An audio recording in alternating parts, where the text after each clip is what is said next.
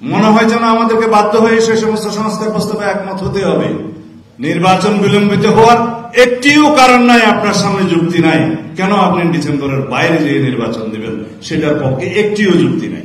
আমরা রক্ত দিয়েছি, সংগ্রাম করেছি, অবিরাম আমরা নির্যাতিত হয়েছি, কারাবাসে গিয়েছি, আয়নাগরে গিয়েছি, কিসের জন্য? এই অধিকার আদায়ের জন্য। আর সেই অধিকার আদায়ের কথা বললেই যদি আপনারা নারাজ হন মাননীয় প্রধান উপদেষ্টা, সেটা খুব দুঃখজনক। শুনে রাখুন, মাননীয় সংস্কার কমিশনের নেতৃবৃন্দ ইনক্লুডিং মাননীয় প্রধান উপদেষ্টা, সংস্কার কমিশনে আপনারা নিজেদের মতো করে যে সমস্ত সংস্কার সংবিধানে চান, সেই সংস্কারগুলো জাতিকে মেনে নিতে হবে। এই ইগু কেন আপনারা লালন করেন? আপনারা কেন মনে করেন এনসিসি, ন্যাশনাল কনস্টিটিউশনাল কাউন্সিল নামে যেটা পরিচিত, তাকে সর্বোচ্চ ক্ষমতা দিয়ে রাষ্ট্রের সমস্ত অঙ্গকে আপনারা বেকার করে দিবেন? সেটা আমাদেরকে কেন মানতে বলেন? বলে যে সেই বিষয়ে কোনো সিদ্ধান্ত আসেনি। আমরা আমাদের কথা বলেছি যে এনসিসি একটি নির্বাচিত বিষয় এবং তাদের হাতে রাষ্ট্রের সমস্ত অঙ্গের ক্ষমতা কোন একটা সময়ে যখন সংসদ থাকবে না, সেই সময়ে তারা যখন এক্সারসাইজ করবে, তাকে 4 জন, তার মধ্যে প্রেসিডেন্ট একটু ইনডাইরেক্টলি নির্বাচিত, বাকি সবই নির্বাচিত, তাদের কাছে আপনি পুরো রাষ্ট্রের জিম্মা দিয়ে দেবেন। তারা এই সমস্ত আরো কিছু কিছু অভিনব সংস্কার প্রস্তাব নিজেরা দিয়েছে। মনে হয় যেন আমাদেরকে বাধ্য হয়ে সে সমস্ত সংস্কার প্রস্তাবে একমত হতে হবে। তাহলে তো এটা বাকশাল হয়ে গেল।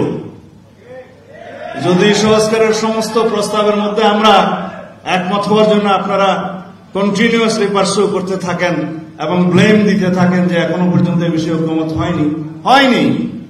আমরা লিখিতভাবে বলেছি, আমরা আলোচনা করেছি কি কি বিষয়ে আমরা কাছাকাছি এসেছি এবং কি কি বিষয়ে একমত, নীতিগতভাবে একমত, সেগুলো কম্পাইল করে আপনারা জাতির কাছে প্রকাশ করেন। আগামী 2 তারিখ আবার ডেকেছে আমাদের মাননীয় প্রধান উপদেষ্টা। ভাবটা আমরা বুঝছি এরকম, আনুষ্ঠানিকতা আয়োজনের কোনো কমতি নেই, কিন্তু কাজের কোনো খবর নেই। আবার ডেকেছেন 2 তারিখে যে দ্বিতীয় পর্বের আলোচনার আবার শুভ উদ্বোধন হবে। কেন? উদ্বোধন কয়বার করতে হয়? নির্বাচন বিলম্বিত হওয়ার একটিও কারণ নাই, আপনার সামনে যুক্তি নাই কেন আপনি ডিসেম্বরের বাইরে যেয়ে নির্বাচন দিবেন, সেটার পক্ষে একটিও যুক্তি নাই।